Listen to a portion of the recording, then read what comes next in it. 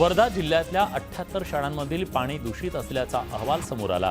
पाण्यामध्ये कोलिफॉर्म बॅक्टेरियाचं प्रमाण जास्त असल्याची धक्कादायक माहिती समोर आली आहे। त्यामुळे तातडीनं आवश्यक त्या उपाययोजना करण्याच्या सूचना जिल्हा परिषद प्रशासनाच्या वतीनं देण्यात आल्या। जळगावच्या 40 गावमध्ये नगरपालिकेकडून कर थकवणाऱ्या 2500 थकबाकीदारकांना नोटीस बजावण्यात आली आहे। कर न भरणाऱ्यांची मालमत्ता जप्त करण्याचा इशारा पालिकेकडून देण्यात आलाय। बुलढाणा जिल्ह्यातल्या खामगावसह राज्यात तब्बल 21 नवीन जिल्ह्यांची निर्मिती होणार असल्याच्या काही बातम्या गेल्या काही दिवसापासून सोशल मीडियावर व्हायरल होत आहेत। नवीन 21 जिल्ह्यांच्या निर्मितीवर मंत्रिमंडळ स्तरावर कुठलीही चर्चा झाली नाही असं म्हणत मंत्री आकाश फुंडकर यांनी जिल्हा निर्मितीच्या चर्चांना पूर्णविराम दिला। रायगडच्या श्रीवर्धनमध्ये बांधकाम विभागातील उपअभियंत्याला लाच घेताना अटक करण्यात आली आहे। लाचलुचपत प्रतिबंधक विभागानं 10,000ची लाच घेताना अभियंत्याला अटक केली। समाज कल्याण विभागातील बिल मंजूर करण्यासाठी आरोपीनं लाचेची मागणी केली होती असं कळतंय। चंद्रपूरच्या ट्रान्झिट ट्रीटमेंट सेंटरमधील 4 पैकी 2 बिबट्यांची बर्ड फ्लूची सिरो टेस्ट पॉझिटिव्ह आली आहे। भोपाळच्या national institute of high security animal diseases या संस्थेनं हा अहवाल जारी केलाय। मावळच्या वडगाव वाघवाडी भागात बिबट्याची दहशत पसरली आहे। पाळीव प्राण्यांवर बिबट्या हल्ले करत असल्यानं परिसरात भीतीचं वातावरण निर्माण झालंय। कुडाळ नगरपंचायत पोटनिवडणुकीत भारतीय जनता पार्टीच्या प्राजक्ता बांदेकर विजयी झाल्या। महाविकास आघाडीच्या नगरसेविका श्रुती वर्दम यांनी मविया उमेदवार सही कळप यांना मतदान न करता भारतीय जनता पार्टीच्या प्राजक्ता बांदेकरांना मतदान केल्यानं भाजपचा इथं विजय झालाय। परभणीतील गंगाखेड शहरापासून 5 ते 6 किलोमीटर अंतरावर असलेल्या नगरपालिकेच्या डम्पिंग ग्राउंडला वारंवार आग लागल्याच्या घटना घडत असल्यानं परिसरात प्रदूषण वाढलंय। याकडे नगरपालिका प्रशासनानं लक्ष देऊन कचऱ्याची व्यवस्थित विल्हेवाट लावावी अशी मागणी नागरिकांनी केली। परभणी गंगाखेड हायवेवर असलेल्या दैठणा गाव आणि परिसरातील मुख्य रस्त्यावरच्या लाईट मागील काही दिवसापासून बंद आहेत। त्यामुळे या ठिकाणी अपघात होण्याची शक्यता आहे। लवकरात लवकर पथदिवे सुरू करण्याची मागणी नागरिकांकडून केली जाते। चंद्रपूर महाऔष्णिक वीज केंद्राच्या कोयना गेट परिसरात अस्वलांचा संचार पाहायला मिळाला।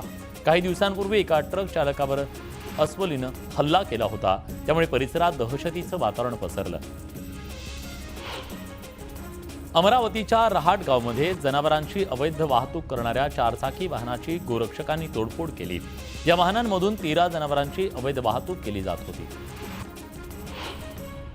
धाराशिवमध्ये सोयाबीन खरेदी केंद्रावर शेतकऱ्यांनी मोठी गर्दी केली आहे। बाजार समितीच्या तुलनेत 900 रुपये जास्त भाव मिळत असल्यानं खरेदी केंद्रांवर शेतकऱ्यांच्या रांगा लागल्यात।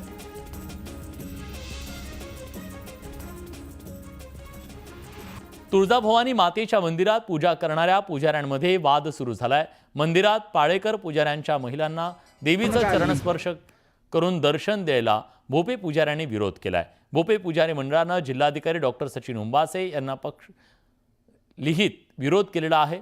त्या विरोधात निर्णय लादल्यास आंदोलन करत हायकोर्टात जाण्याचा इशारा भोपे पुजारी मंडळ अध्यक्ष अमर कदम यांनी दिलाय।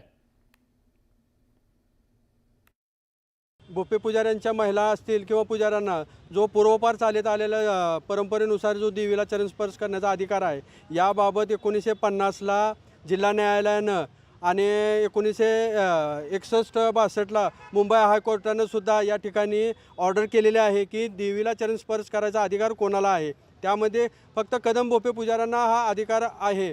या ठिकाणी नव्यानं जर अधिकार मंदिर संस्थान देत असेल तर या ठिकाणी सर्वांचं मत घेऊनच त्यांनी मंदिर संस्थानं निर्णय घ्यावेत।